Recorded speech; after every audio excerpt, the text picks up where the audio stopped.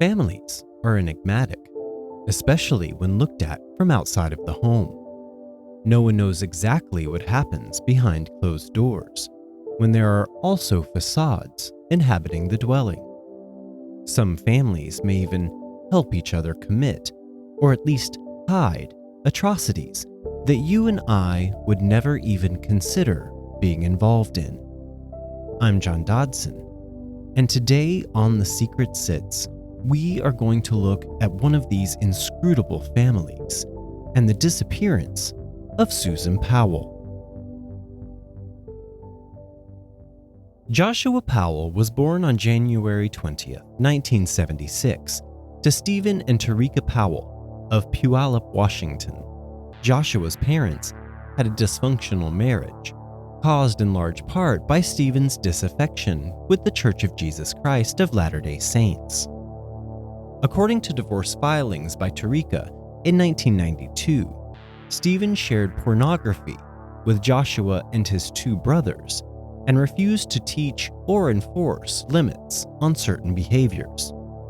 As a teenager, Joshua allegedly killed gerbils belonging to one of his sisters and threatened his mother with a butcher knife. He also attempted suicide on at least one occasion. By 1998, Joshua was living in Seattle as a student at the University of Washington. It was here that Powell began his first relationship with a young woman named Catherine Terry Everett, whom he'd met at a local LDS church congregation. After the two moved into an apartment together, Joshua became possessive toward Everett. He would have restrictions and limitations on what I could and couldn't do when it came to my family, she later recalled. If I was going to visit them, he had to come too. I could not go by myself. When Everett visited a friend in Utah without Joshua, she decided not to return to Seattle and broke up with him over the phone. Next, Joshua met Susan Cox, a classmate at his LDS Church Institute of Religion course, during a dinner party at his Tacoma apartment in November of 2000. The two began a relationship and eventually married in the Portland, Oregon temple in April of 2001. Joshua had a bachelor's degree in business and worked for a number of different companies over the years, while Susan, a trained cosmetologist, took up a job with Wells Fargo Investments after the family's relocation to West Valley City, Utah, a suburb of Salt Lake City. The Powells went on to have two sons, Charles, born in 2005, and Braden, born in 2007. For a brief period following their wedding, Joshua and Susan lived at Stephen Powell's home in South Hill, Washington. Initially, unbeknownst to Susan, her father-in-law, Stephen, had developed an obsessive infatuation with her, which was only inflamed by their close proximity. Stephen followed Susan around the house with a camcorder, used a small mirror to spy on her while she used the bathroom, stole her underwear from her laundry, read her journals, and even posted love songs online under a pseudonym. In 2003, Stephen confessed his ardent feelings to a stunned Susan, who rejected him. The encounter was inadvertently captured on Stephen's camcorder microphone. The Powells moved out of state soon after this, partly so Susan could distance herself from Stephen. Susan's journal entries and email correspondence indicated the presence of marital discord.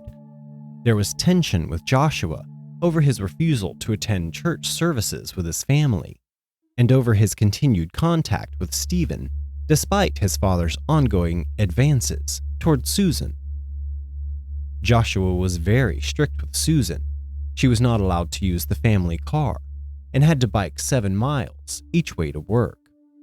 Susan's friends also pointed to Joshua's extravagant spending habits and his extremely controlling behavior towards his wife and his 2 boys. For example, he would make Susan split one hot dog between the 2 boys, not wanting to spend the money on additional food, and wanted to assert his control over everyone in his household. Joshua filed for bankruptcy in 2007, declaring over $200,000 in debts. Susan recorded a video in July of 2008 surveying property damage she attributed to Joshua and wrote a secret will that included the statements, "I want it documented that there is extreme turmoil in our marriage, and if I die, it may not be an accident, even if it looks like one." On the morning of December 6, 2009, Susan, Charles, and Braden attended church services. A neighbor and friend, Giovanna Owings, visited them at home in the afternoon. Giovanna and Susan were hanging out and having a casual conversation, while Joshua stayed in the kitchen making pancakes for the boys. She left the house at approximately 5 p.m. This was the last time Susan was seen by someone from outside of the Powell household. At first, the entire Powell family was reported missing on December 7th by relatives. Joshua's mother, Tarika, and sister, Jennifer Graves, went looking for the family at their house shortly after being informed that the children had not been dropped off at daycare that morning. They called the police when they failed to make contact with Joshua and Susan. The police broke into the house, fearing that the family were victims of carbon monoxide poisoning. They found no one inside, but noticed 2 box fans blowing at a wet spot on the couch. Susan did not show up at her job on December 7th. Her purse, wallet, and identification were all found at the house. Her cell phone was later found in the family's only vehicle, a Chrysler Town & Country minivan that Joshua had been using. Giovanna attempted to call Joshua and Susan repeatedly with no answer, until later that afternoon, when Joshua finally picked up. Giovanna tells Joshua that everyone has been so worried, and she asked him where they were. Joshua says that he and the boys had gone camping, and that Susan should be at work. Giovanna then tells Joshua that Susan never showed up at work, and that police were at their house and he needed to come home right away. So Joshua told her okay, they would be home soon. But then, Joshua does something strange. He turns the car around and proceeds to drive 20 minutes in the opposite direction before calling Susan's phone and leaving her a voicemail stating that he was on his way home and that he hopes she got to work okay. Ellis Maxwell was the lead detective on the case, and he called Joshua to ask where he was and confirmed to Joshua that his wife was missing. Joshua tells Detective Maxwell that he was on his way home, but he needed to stop and feed the boys before they could come home. Detective Maxwell tells Joshua that he needed to head straight home right away. But instead, Joshua proceeds to drive to Susan's work. He parks outside and calls her phone, leaving another voicemail stating that he was sitting outside waiting to pick her up. Even though multiple people have now told him that Susan was missing and had not showed up for work. Later that day, about 5 p.m., Joshua finally returned home with the 2 boys and was taken to the police station for questioning. He claimed he had left Susan sleeping at home shortly after midnight on December 7th and had taken his boys on a camping trip to Simpson Springs in western Utah. One problem with this alibi was that there had been a fierce snowstorm that evening, but Joshua wanted to take his boys on a random camping trip in an 18-degree snowstorm. This did not add up for Detective Maxwell. Police visited Simpson Springs on December 10th, but found no evidence of the campsite that Joshua had described. They also found it suspicious that Joshua would take his young boys out camping in a blizzard after midnight when he was scheduled to go to work at his job just hours later. Joshua had not told his boss he would not be coming to work that day and explained to police it was because he thought it was Sunday rather than Monday. The police let Joshua return home that evening after he had agreed to return to the police station the following day to complete more of a thorough interview.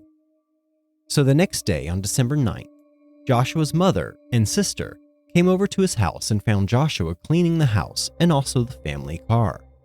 This was strange, because Susan did all of the cooking and cleaning around the house. Plus, by this time, Joshua was now 4 hours late for his interview at the police station. During his interview, when he finally showed up, Detective Maxwell asked Joshua why he kept calling Susan's cell phone when he, Joshua, had Susan's cell phone in his possession currently. Joshua simply said he had forgotten that he had it. At the conclusion of the interview, Joshua was informed that the police had obtained a search warrant for his property and that the investigations were already in the process of going through his car for any evidence. Joshua was told to wait in the lobby until they had finished processing the car. But instead of waiting in the lobby, Joshua calls a taxi, which he has take him to the airport, and he rents a car there at the airport. Joshua then disappears for the next 20 hours and puts almost 800 miles on this rental car in that amount of time. Also during this time, Joshua's father, Stephen, goes missing, including not showing up for work, and Stephen's phone was shut off for the entire 20 hours. Upon searching the Powell residence on December 9th, investigators found traces of Susan's blood on the floor, life insurance policies on Susan for $1.5 million, and a handwritten letter from Susan expressing her fear for her life. DNA test results, released in 2013, matched one blood sample with Susan, while another sample was determined to have come from an unknown male contributor. In August 2012, West Valley City Police released documents showing that Joshua took actions that were regarded as highly suspicious following Susan's disappearance. Joshua liquidated Susan's retirement accounts, canceled her regularly scheduled chiropractic sessions, and withdrew his children from daycare. He had also previously spoken to coworkers about how to hide a body in an abandoned mine shaft in the western Utah desert. Police interviewed the couple's elder son, Charlie, who confirmed that the camping trip Joshua described did take place. However, unlike his father, he stated that Susan had gone with them, and she did not return. Weeks after her disappearance, a teacher reported that Charlie had claimed that his mother was dead. Furthermore, Susan's parents, Chuck and Judy Cox, claimed that while at daycare several months after the disappearance, Braden drew a picture of a van with 3 people in it and told his daycare teacher that Mommy was in the trunk. Investigators informed the media that they planned to question Joshua again and subpoenaed all footage and interviews, aired and unaired, of Joshua from local television stations. On December 14th, Joshua retained an attorney in connection with the investigation, and police said he grew increasingly uncooperative. A few days later, he took his sons to Puyallup to stay with Stephen for the holidays. By December 24th, Joshua was considered a person of interest in the investigation. On January 6, 2010, he returned with his brother, Michael, to pack the family's belongings, indicating he was moving permanently to Puyallup. In Puyallup, Joshua occupied a home with his 2 sons and his father, Stephen, his brothers, Michael and Jonathan, and his sister, Alina. Joshua indicated that he would rent out his house in Utah. It was reported that he returned to Puyallup after he had lost his job. Soon afterwards, the website susanpowell.org was launched. Described as the official website of Susan Powell, the site's anonymous entries defended Joshua as the victim of a smear campaign by Susan's family, his estranged sister, Jennifer, and the LDS Church. Additional posts also speculated that Susan's disappearance was connected to that of Stephen Kocher, a former journalist who vanished the same week as Susan, and that the two had run off to Brazil together. Joshua and Stephen were widely believed to have written these posts. In late 2010, both men claimed that Susan had abandoned her family due to mental illness and that she had left with another man. Susan's family rejected these claims as being unsupported by any evidence. Investigators' scrutiny extended to Stephen upon learning from a family friend that he had been obsessed with his son's wife. Computer images seized from his house in 2010 turned up 4,500 images of Susan taken without her knowledge, including close-ups of specific body parts. Police also turned their attention to Michael after learning he had sold his broken-down Ford Taurus to a wrecking yard in Pendleton, Oregon, shortly after Susan's disappearance, and had later ordered satellite images of the lot. When police found the car, a canine indicated that a decomposing human body had been in the trunk. DNA tests on the car proved inconclusive. On September 14, 2011, Utah authorities discovered a possible grave site while searching Topaz Mountain, a desert area near Nephi that Joshua had frequented as a campsite. There were signs of recent soil disturbance and shoveling, but after digging a few feet down, police were unable to find any remains, in spite of careful sifting of the soil. Federal anthropologists also ruled out the possibility of the site being an ancient burial ground. Police continued to examine the site for a time, but offered no explanation as to why they previously announced the finding of remains, when none had actually been confirmed. Authorities said they were following a scent detected by their canines. Relations between and within the Powell and Cox families became increasingly hostile. After a police raid in their home in 2011, both Joshua and Stephen spoke to major news outlets regarding journals that Susan had allegedly written about the relationship between Stephen and herself. Stephen claimed that he and Susan had been falling in love prior to her disappearance, and he cited the content of the journals, written when Susan was a teenager, as evidence to support his theory that she was mentally unstable and could have run away with another man. A judge issued a permanent injunction forbidding Joshua and Stephen from publishing any material from Susan's journals, ordering the pair to either return or destroy any journals already published. On September 22nd, Stephen was arrested on charges of voyeurism and child pornography after police found evidence that he had secretly videotaped numerous women and young girls, including Susan. John Long, Assistant Attorney General for Washington State, said that Joshua was a subject in the child pornography investigation. A friend of Stephen claimed that he was preoccupied with pornography and was hung up on Susan sexually. Chuck Cox filed for custody of Susan's children the day after Stephen was arrested. A Washington court eventually granted Cox temporary custody of the boys, ruling that Joshua would have to move out of Stephen's home if he wanted to regain custody.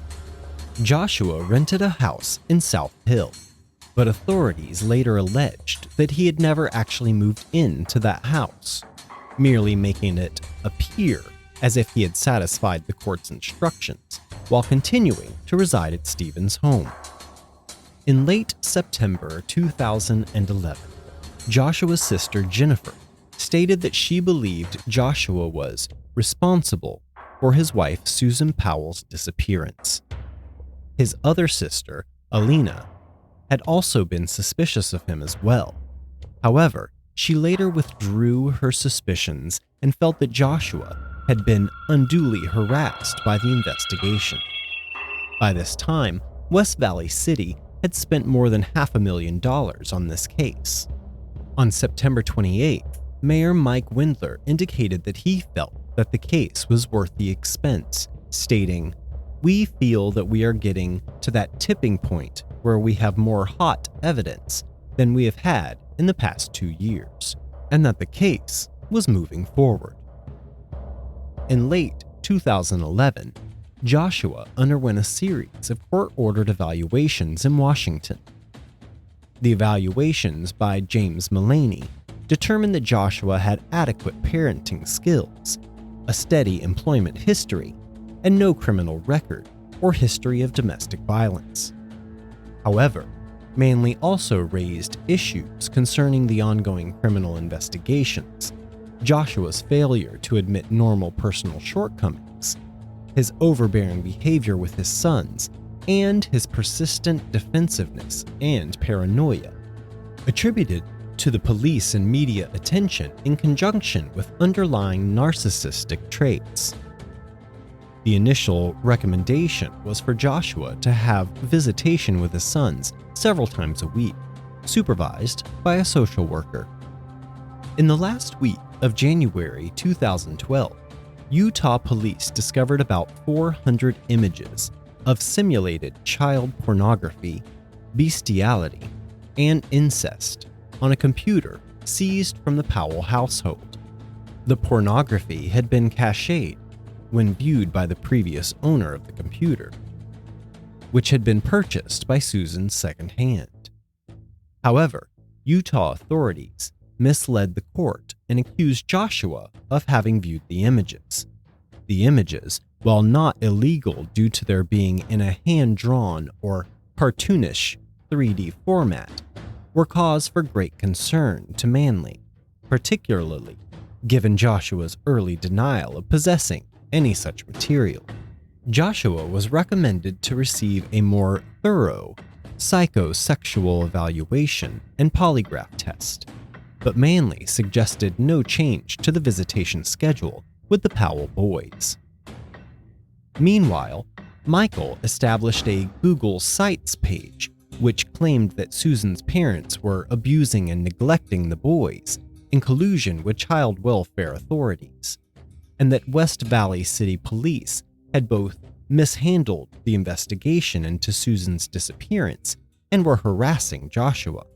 Lawyers for the Cox family disputed the allegations, and Google removed the site after a few days due to terms of use violations.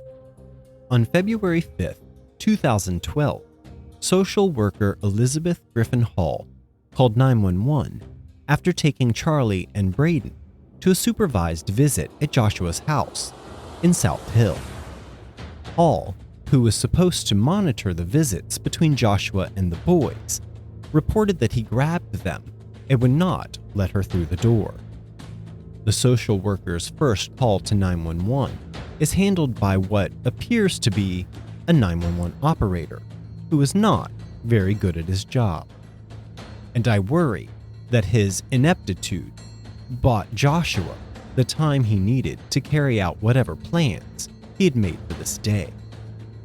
Here is that fateful 911 call, followed by Elizabeth's second follow-up 911 call. Reporting.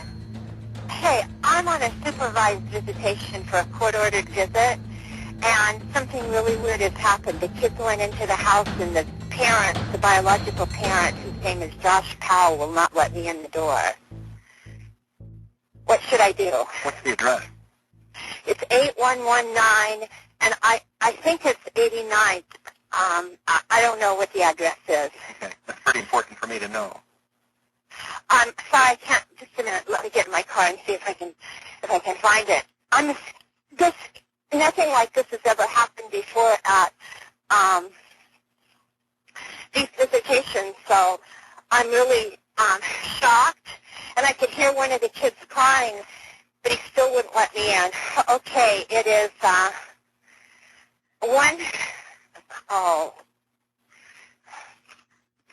just a minute. I have it here. You can't find me by GPS? No.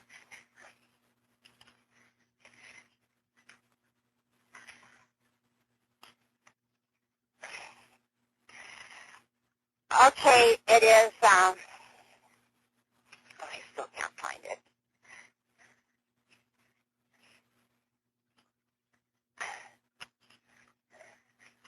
But I think I need help right away. He's on a very short lease with CSHS, and CPS has been involved. And this is the craziest thing. He looked right at me and closed the door. Are you there? Yes, ma'am. I'm just waiting to know where you are. Okay. It's 8119 189th Street, Court East, Puyallup, 98375. And I'd like to pull out of the driveway because I smell gasoline and he won't let me in. You want to pull out of the driveway because you smell gasoline, but he won't let you... He won't let me in. He won't let you out of the driveway? He won't let me in the house. Whose house He's is got the it? kids in the house and he won't let me in. It's a supervised visit. I understand. Whose house is it? Josh Powell. Okay, so you don't live there, right? No, I don't.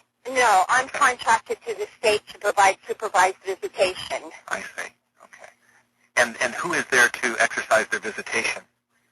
I am. And the visit is with Josh Powell. And who And supervises? he is the husband that I supervise. So you supervise and you're doing the visit? Yeah, You're I supervising yourself? I supervise myself. I'm the supervisor here. Wait a minute. If it's a supervised visit, you can't supervise yourself. If you're the I visitor... do supervise myself. I'm the supervisor for the supervised visit. Okay, well, aren't you the one making the visit? Or is there another I'm the one. parent that you're supervising? No, I'm the one that supervises. I pick up the kids at their grandparents. Yes. And then who visits with the children? Josh Powell. Okay, so you're supposed to be there to supervise Josh Powell's visit with the children. Yes, that's correct. And how did... And he's the husband of missing Susan Powell. This is a high-profile case. How did he gain access to the children before you got there? I was one step in back of them. Okay, so they went into the house and then he locked you out. Yes, he shut the door right in my face. All right, now it's clear. Your last name? My name is Elizabeth Griffin Hall.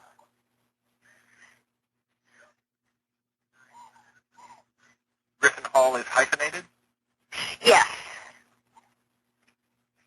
And what's your phone number, Elizabeth? This cell phone number is 360-990-9955. And what agency are you with? Foster Care Resource Network.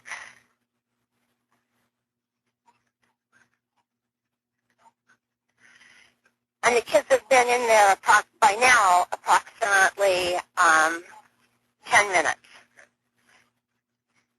And he knows How this many is children? a supervised visit. 2. Braden is 5 and Charlie is 7.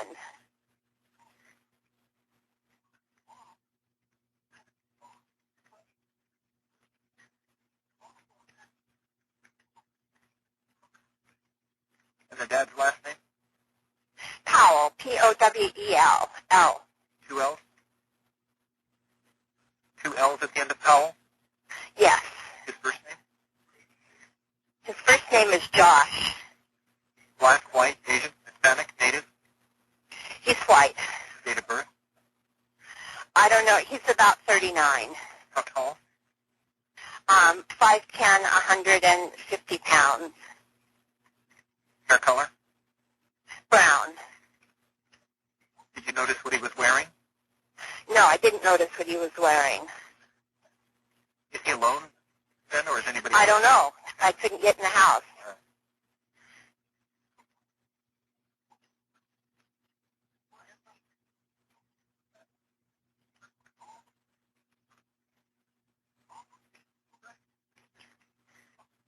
Are you in a vehicle now or on foot? I'm in a vehicle. I'm in a Prius, a color? 2010 Prius What color with is the it? doors locked.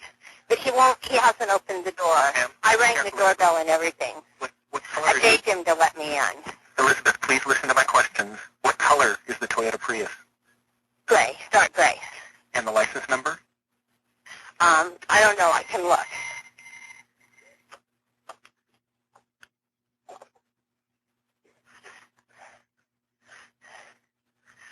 $750ZMH. Zebra Mary Henry? Yes. All right, we'll have somebody look for you there. Okay, how long will it be? I don't know, ma'am. They have to respond to emergency, life-threatening situations first. The first available deputy Well, is responding. this could be life-threatening. He went to court on Wednesday, and he didn't get his kids back. And this is really, I'm afraid for their lives. Okay, has he threatened the lives of the children previously? I have no idea. All right, we'll have the first available deputy contact you. Thank you. Bye.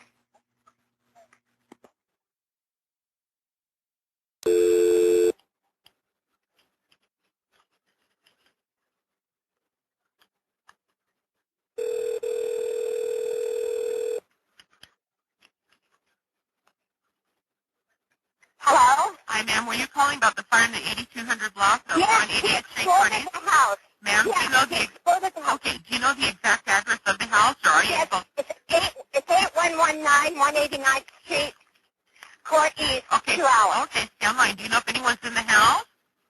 Yes, there was a man and Okay. 2 children. I just dropped off the children, and he wouldn't let me in the door. Okay, stand line for the fire department. Okay, I'm going to get them on the line. Do not hang up. Hold on.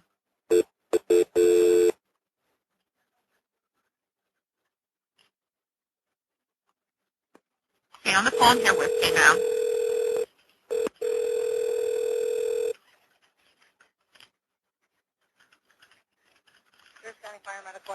Hi, fire. This is Rose. Lisa, transferring a lady who has an exact address of the house that is on fire there in the 188th Street, Court East neighborhood. Yes? Okay, what gave them that exact address? I dropped it, sorry. Just a minute.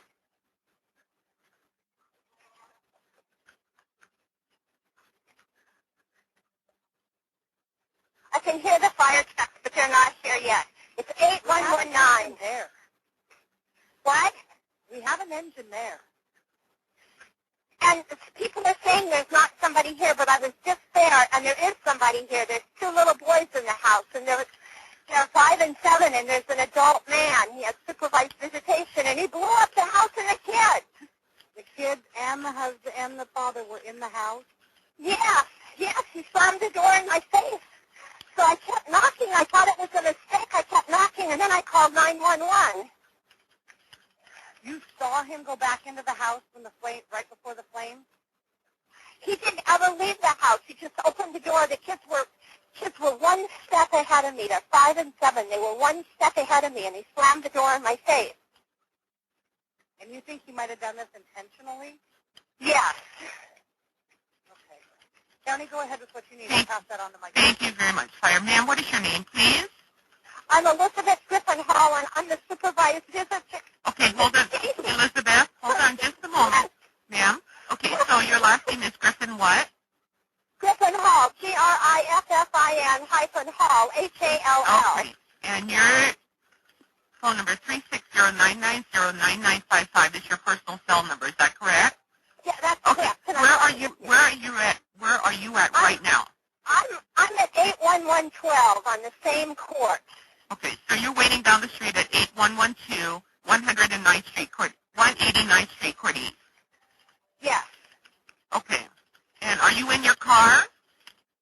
I was in my car. I'm standing outside it right now. Okay. Is that your home? Is that your home address?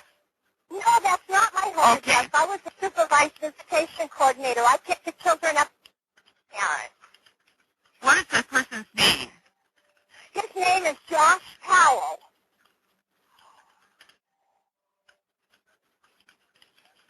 Just a minute, the sheriff's here. Let me Okay. tell him the Go ahead and talk. in the house. Go ahead and talk to the officer, ma'am. Soon thereafter, the house exploded, killing Joshua and the 2 children. Local authorities treated this case as a double murder-suicide, saying that the act appeared to have been deliberate. When authorities notified Stephen, who was in jail, he didn't seem very upset by the news, but was angry towards authorities who notified him. 2 weeks later, Stephen invokes his Fifth Amendment right to not answer questions regarding Susan's disappearance. Cox and others have stated they believe that Stephen knew what actually happened to Susan. Stephen was convicted of voyeurism charges in May of 2012 in a trial which largely skirted the issue of Susan's case. After a relatively brief investigation, officials confirmed that the explosion had been deliberately planned. The official cause of death for Joshua and the two boys was determined to be carbon monoxide poisoning, though the coroner also noted that both children had significant chopping injuries in their head and necks. A hatchet was recovered near Joshua's body, and investigators believe that he had attacked the boys with it before being overwhelmed by smoke and fumes. The fire investigation also found 2 5-gallon cans of gasoline on the premises, as well as evidence the gasoline had been spread throughout the house. Friends and relatives of Joshua told authorities that he had contacted them by email minutes before the incident to say goodbye. Some of them, including his local bishop, received instructions for finding his money and shutting off his utilities. Records also showed that Joshua had withdrawn $7,000 from his bank account and had donated his children's toys and books to local charities the day before the incident. Joshua named Michael as his main beneficiary of his life insurance policy. Charles and Braden were buried in Woodbine Cemetery, which also contains a memorial for their mother. Joshua's remains were cremated. On February 11, 2013, approximately 1 year after the death of Joshua and his sons, Michael took his own life in Minneapolis, Minnesota, where he had moved for graduate school. He jumped from the roof of a parking garage. Police had questioned Michael several times in 2012 after discovering his abandoned Ford at the Oregon wrecking yard. Michael was evasive about why he had left the car at that location. Utah authorities have since said they believe that Joshua and Michael were accomplices in the murder of Susan. In a February 2013 interview, Manley, who had conducted the 2011 through 2012 evaluations of Joshua for Washington authorities, acknowledged his suspicion that Joshua was involved in his wife's disappearance. However, he did not mention these suspicions in his report because they were beyond the scope of his duties and because Joshua had not been charged with any wrongdoing. On May 21, 2013, West Valley City Police announced they had closed the active investigation into Susan Powell's disappearance. Joshua's sister, Jennifer, wrote a memoir with co-author Emily Clausen about the Powell family's tumultuous history. The memoir was published in June 2013 as A Light in Dark Places. Jennifer was inspired to write the book, she says, to help other people to recognize abuse in either their own relationships or relationships around them, because it's not always completely apparent. In March 2015, Chuck Cox won a protracted court battle with Tarika and Alina Powell over control of Susan's estate. Tarika and Alina had sought to have Susan declared legally dead to collect life insurance, but Cox ultimately gained full control of the estate. The Cox family also sued Washington's Department of Social and Health Services, claiming that the agency prioritized Joshua's parental rights over the safety of the boys and facilitated their deaths. While a lower court initially ruled against the Coxes, the United States Court of Appeals for the Ninth Circuit reversed this ruling and allowed the case to proceed to trial in January of 2019. Susan's family also pressured state lawmakers in Washington and Utah to pass bills that would restrict or block visitation rights for parents being investigated for murder. Stephen Powell was released from prison on July 11, 2017, after serving a total of 7 years following his voyeurism and child pornography convictions. He died of natural causes in Tacoma, Washington, on July 23, 2018. In 2019, The Cold Podcast disclosed that the incestuous cartoon porn found by Utah police was not Joshua's, nor even came from his computer. The pornographic pictures were found to be on a computer that actually belonged to Susan, and that the pornography had been viewed by the computer's previous owners, from whom she had purchased the used computer secondhand. Cold declined to identify the original owners of the computer because no criminal charges have been filed against anyone related to these images. Susan remains a missing person, but given the fates of her sons, it is widely believed that she was murdered by her husband Joshua. There were calls as of March 2018 to have her declared deceased, with the cause being homicide. After all of the senseless things that took place around this family, all of the death, all of the destruction, we still have no answer for Susan Powell's family.